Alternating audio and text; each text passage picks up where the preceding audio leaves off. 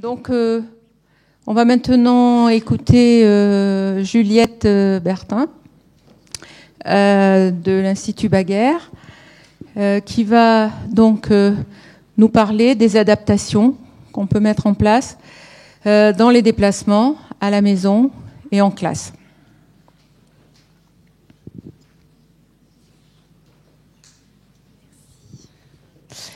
Merci beaucoup. Donc là, je vais vous parler des adaptations qu'on peut mettre en place. J'ai essayé de sélectionner les adaptations les plus faciles à mettre en place, à la fois dans les établissements et à la maison. Ce ne sont pas les seules. Il faut bien faire attention aussi que chaque enfant a ses propres adaptations, peut les trouver tout seul aussi. Il faut être assez conscient de l'apport que l'enfant peut faire seul et les adaptations qu'il peut trouver tout seul. Voilà, pour compenser son déficit vestibulaire. L'observation qu'on fait de lui. Et de l'observation qu'on fait de lui, bien sûr. J'ai organisé mon propos de deux manières. Je commence par les comportements qu'on observe dans ces différentes situations et ensuite quelles adaptations on met en place pour répondre à ces comportements. Donc n'hésitez pas à poser des questions ou à rajouter des adaptations si vous en avez. Donc j'ai commencé par parler des déplacements. Les comportements observés lors des déplacements, que ce soit en récréation, en sortie à l'extérieur, dans les escaliers, dans les couloirs, voilà, toutes les situations de marche, mais aussi de quatre pattes, enfin voilà, tous les déplacements que les enfants font, du tout petit jusqu'à l'âge adulte, ils s'organisent de deux manières, ce que disaient Sylvie et Camille ce matin. Il y a à la fois un versant avec beaucoup d'agitation, voilà, c'est des enfants qui courent beaucoup, qui ont tendance à se mettre en danger en n'anticipant pas les obstacles ou les personnes sur leur trajet. C'est des enfants qui rentrent beaucoup dans les autres, ce qui n'y font pas attention du tout, qui ont des bleus, qui ont des bosses qui ne disparaissent jamais, entre autres, et tout ça provoque bien sûr des chutes. Les chutes arrivent aussi chez les enfants qui ont une grande anxiété et qui s'isolent, mais c'est plus fréquent et c'est plus visible chez les enfants qui s'agitent beaucoup. Parce que l'absence de réflexe parachute rend ces chutes très impressionnantes. Et c'est souvent des enfants qui se relèvent très vite et qui ont l'habitude de tomber. Voilà. Et on observe aussi chez ces enfants des déplacements assez spécifiques, comme disait Sylvie ce matin. Des enfants qui s'appuient avec l'épaule contre le mur, voilà, qui mettent la main. C'est des enfants qui descendent les escaliers, souvent dos à la rampe aussi. On en a. Qui, dans les séances de psychomotricité, mais aussi ailleurs, peuvent, comme disait Claire, repasser par le sol. C'est-à-dire, quand ils ramassent des objets, éviter de se relever entre chaque objet, mais finalement se déplacer à quatre pattes dans toute la pièce, pour éviter justement les changements de niveau. Voilà. Et d'un autre versant, chez des enfants assez anxieux, qui ont peur des situations inconnues, qui explorent très peu l'environnement, voilà, qui restent souvent à côté de l'adulte, en tout cas que ce soit le parent ou le professionnel connu, voilà. Et surtout qui, lors des changements de sol, que ce soit dans la cour de récréation, mais aussi lors des sorties à l'extérieur, ont beaucoup de pauses. C'est-à-dire qu'ils s'arrêtent devant un obstacle pour pouvoir adapter leur tonus et leur équilibre pour pouvoir passer cet obstacle. Et c'est des enfants qu'on a surtout tendance à presser, voilà, en leur disant « Allez, dépêche-toi ». Voilà. Donc je vous ai remis ça, mais voilà, souvent les enfants, ils savent les situations qui sont difficiles et de quels moyens de compensation ils ont besoin. Donc n'hésitez pas à lui demander. Ça aussi, ça responsabilise les enfants, qu'ils sachent demander de l'aide à bon escient. Voilà. Il faut ralentir. Et nous, faut ralentir aussi. Voilà, faut prendre comme moi pour parler.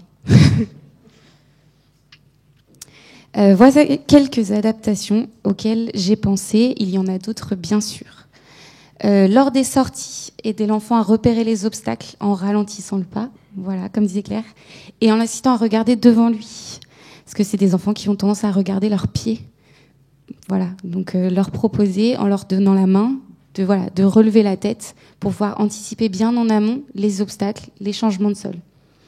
Dans les escaliers, proposer à l'enfant de descendre seul, en se tenant à la rampe, ou de donner la main à un adulte. Comme disait Camille ce matin, descendre deux par deux avec un autre enfant. Si l'autre enfant va plus vite ou plus lentement, ça crée des déséquilibres.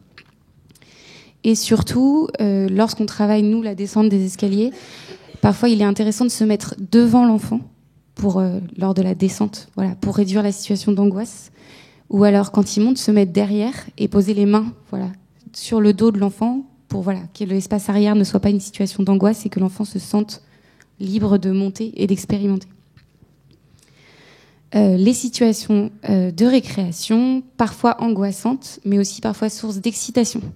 On a un peu les deux versants, soit des enfants qui restent isolés dans un coin de la cour à jouer seuls ou avec d'autres enfants assis, ou alors des situations où des enfants courent partout, voilà, en se cognant et en n'arrivant pas à s'arrêter. Souvent, ils s'arrêtent avec quelqu'un d'autre ou avec le mur. Voilà.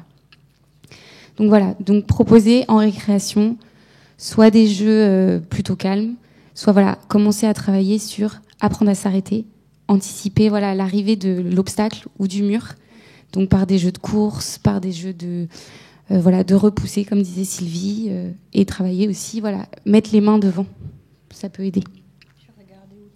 Et regarder autour, parce que souvent les enfants qui courent, ils fixent le regard sur un point fixe en face. Et voilà, ils continuent de courir et quelles que soient les choses qui peuvent arriver sur le côté en vision périphérique, ils n'en tiennent pas compte.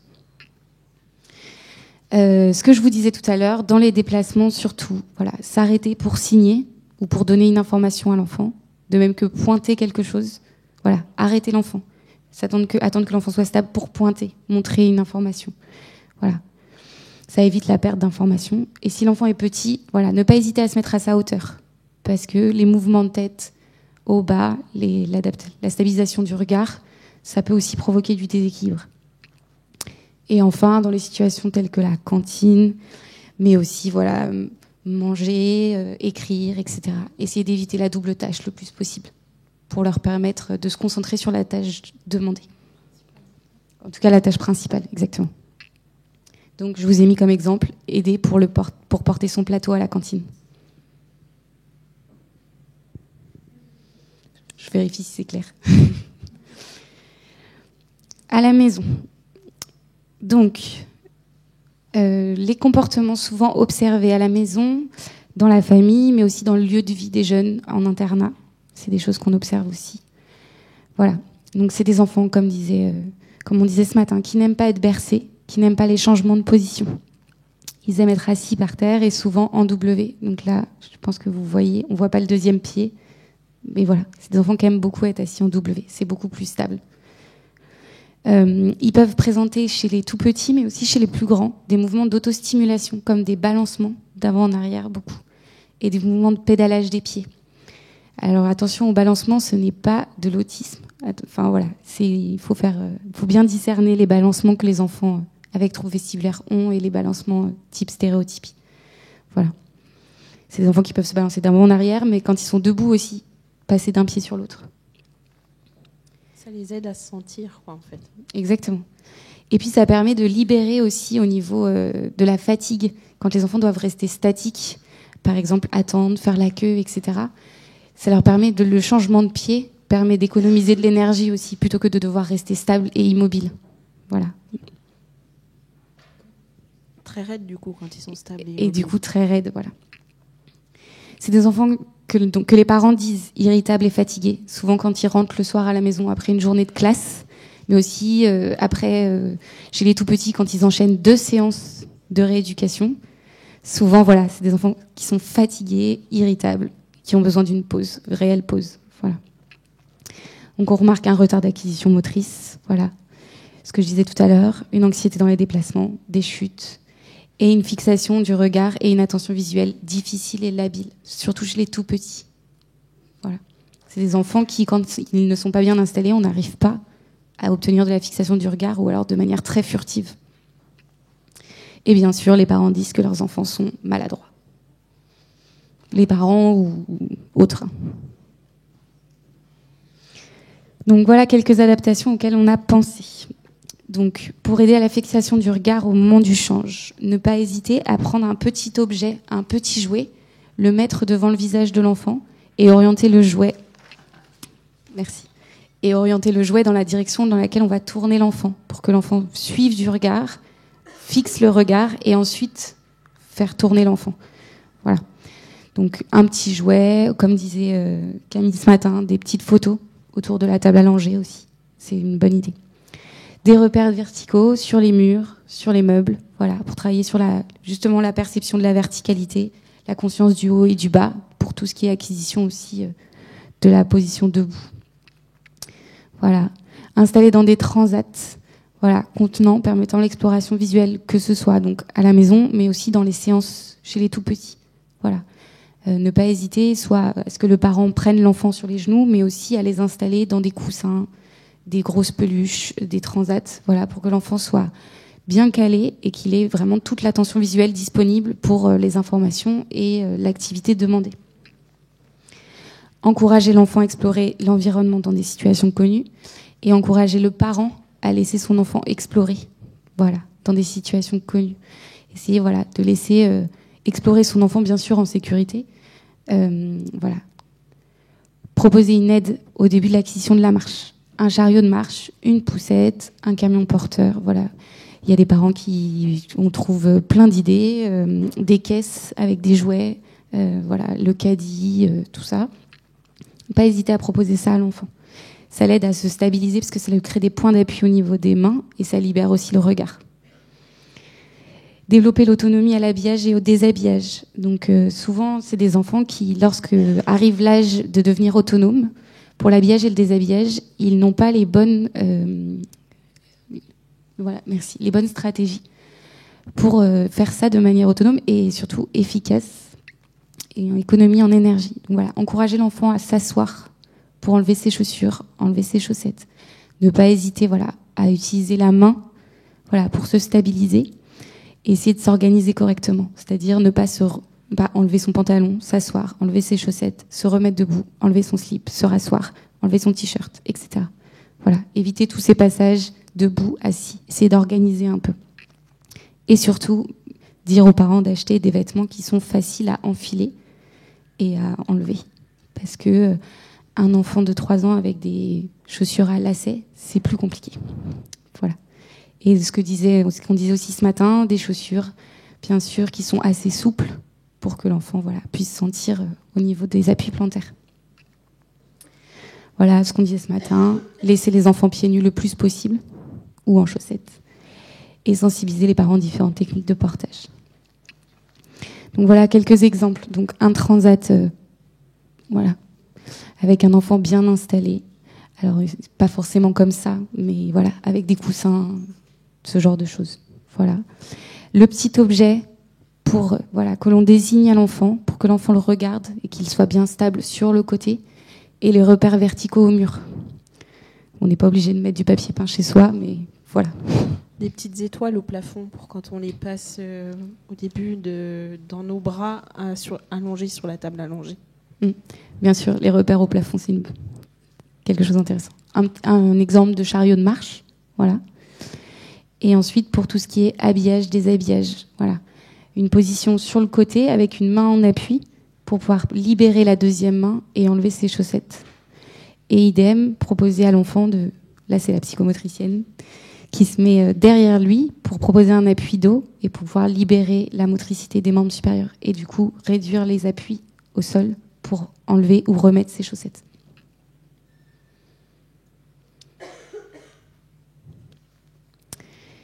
Donc, les adaptations en classe. Vous me dites si je vais trop vite ou si... donc, les comportements souvent observés en classe et dans les situations d'apprentissage. Donc, les enfants qui ont des troubles vestibulaires sont parfois des moyens de compensation qui ne sont pas évidents. Voilà. C'est des enfants qu'on disait ce matin qui ont des attitudes qu'on peut prendre pour de la paresse avec la tête posée sur les mains, sur les bras, la tête posée sur la table carrément. On a des enfants qui trouvent des situations pour s'asseoir qui sont assez exceptionnelles, avec notamment les pieds sous les fesses, c'est un grand classique, les pieds sur le dossier de la chaise, à genoux sur la chaise. Les pieds cramponnés au pied de chaise. Les pieds cramponnés au pied de chaise, oui, on a ça aussi. Voilà, je n'ai pas d'autres en tête, mais souvent ce genre de choses. Surtout allongé sur la table aussi, à genoux sur la chaise et allongé sur la table en plus. Voilà. Donc une lenteur d'exécution dans les exercices de copie. Et c'est des enfants qui sont souvent debout, voilà, qui au bout d'un moment, en fait, à force d'essayer de maintenir leur équilibre assis à table, ils finissent souvent debout. Ils enlèvent la chaise. Voilà. Et ils s'appuient avec le buste sur le rebord de la table pour manipuler. Voilà. Et ensuite, on constate souvent dans les situations de classe ou d'apprentissage une baisse d'attention en fin de matinée et en fin de journée. Voilà. Et un regard qui décroche assez souvent dans les situations où l'enfant doit maintenir son regard lors des situations de lecture ou d'attention au tableau. Du coup, c'est des enfants qui, pour parfois écouter la maîtresse, vont complètement regarder ailleurs. Il faut expliquer ça aux maîtresses parce que du coup, c'est à ce moment-là, avec cette attitude qui peut paraître un petit peu désinvolte ou de toute façon, il fait pas attention, il n'écoute rien. C'est tout le contraire en fait. Il enlève encore une fois le visuel pour se centrer sur l'auditif.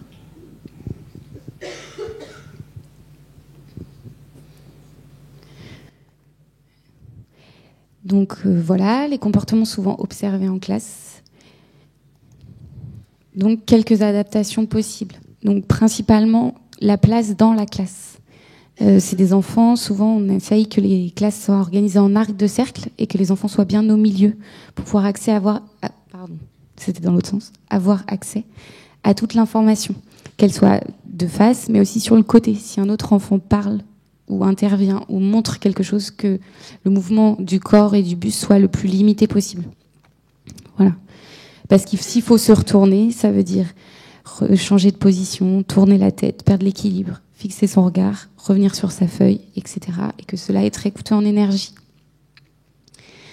Des tables et des chaises adaptées à la taille de l'enfant. Déjà, ça c'est important.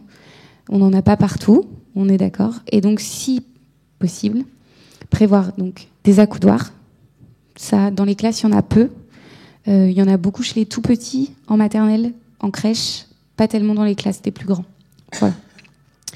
Le plus important étant des repose-pieds fixés à la chaise et sous la table, ou l'un ou l'autre. Les deux, ce serait le mieux. Fixés, pourquoi ? Parce que les enfants, ils ont tendance à jouer avec et que ça chute beaucoup, ce qui est très agaçant. Voilà. Et des tables avec des plans inclinés. Le plan incliné est intéressant, pourquoi ? Ça limite en fait la distance à parcourir au niveau du regard entre le tableau et la feuille. Donc l'enfant n'a pas forcément besoin de bouger la tête, mais essentiellement de bouger les yeux. Voilà. C'est pas utile dans toutes les situations. Pour certaines situations, notamment d'exercice en autonomie, ça peut être intéressant aussi d'avoir un plan plat pour pouvoir poser ses coudes et travailler de manière plus libre. Lorsque le plan est incliné, n'hésitez pas à proposer aussi de fixer la feuille à la table, parce que souvent les feuilles, elles glissent, elles tombent, et ça crée aussi de la fatigue de maintenir la feuille. La table doit être le plus dégagée possible, ne sortir les éléments nécessaires qu'à la tâche demandée. Une table trop encombrée, c'est aussi beaucoup de possibilité de faire tomber des objets, d'être déconcentré par la trousse, la bouteille d'eau, le copain, la règle, etc. Et c'est surtout aussi de permettre à l'enfant d'organiser sa tâche. S'il y a trop de choses sur la table, c'est trop de possibilités aussi. Ça permet de réduire l'attention et l'organisation demandée à la tâche nécessaire. Faciliter les exercices de graphisme ou de copie.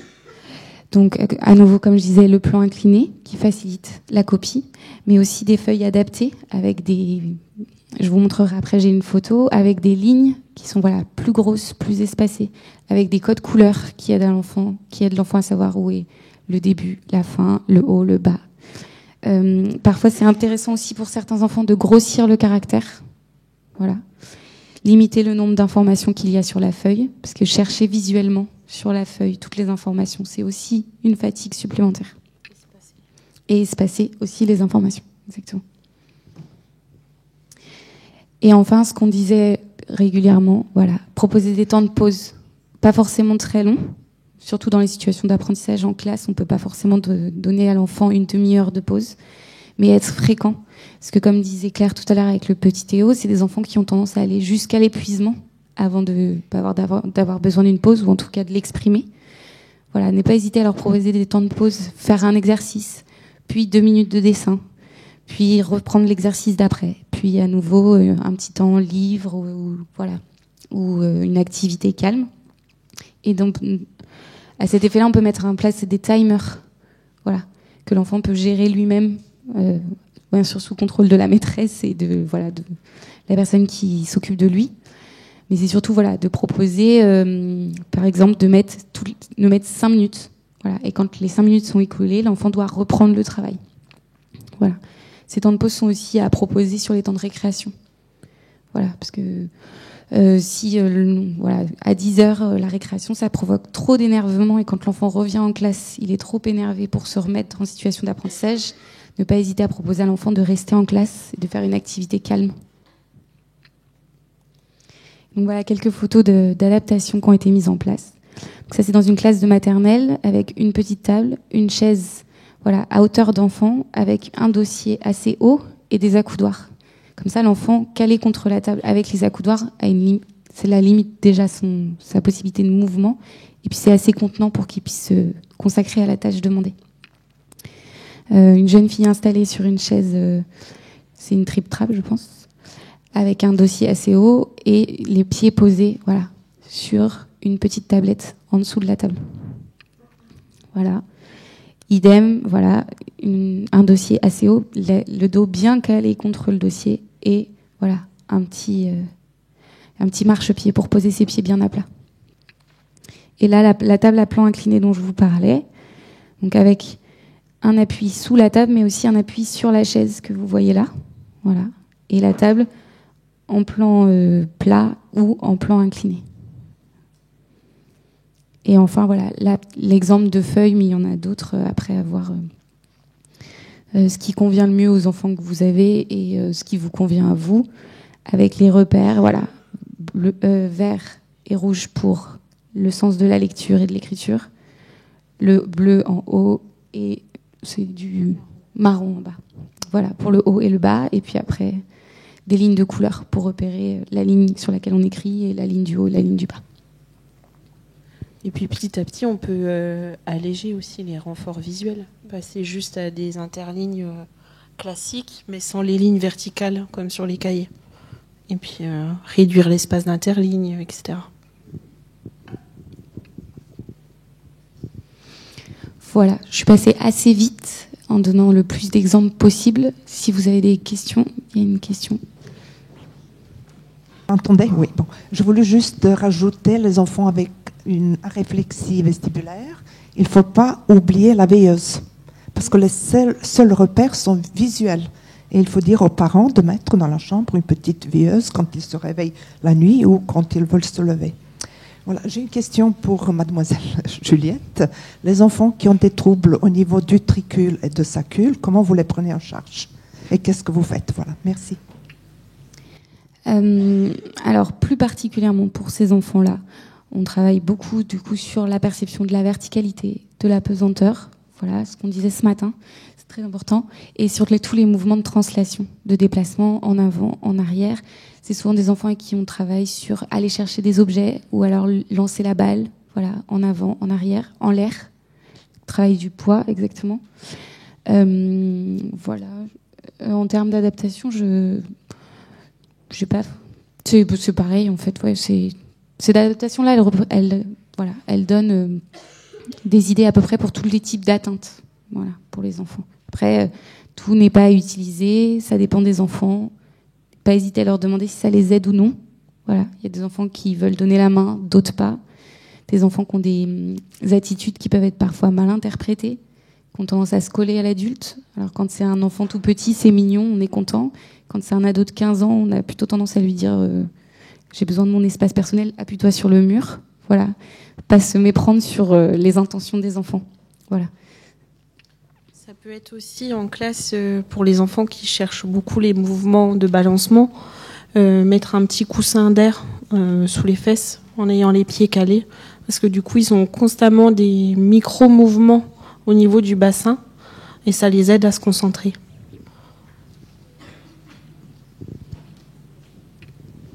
D'autres questions ? Quelqu'un a des questions sur les adaptations, des adaptations, des idées d'adaptation ? Bon, Juliette, je te remercie pour cet exposé très clair.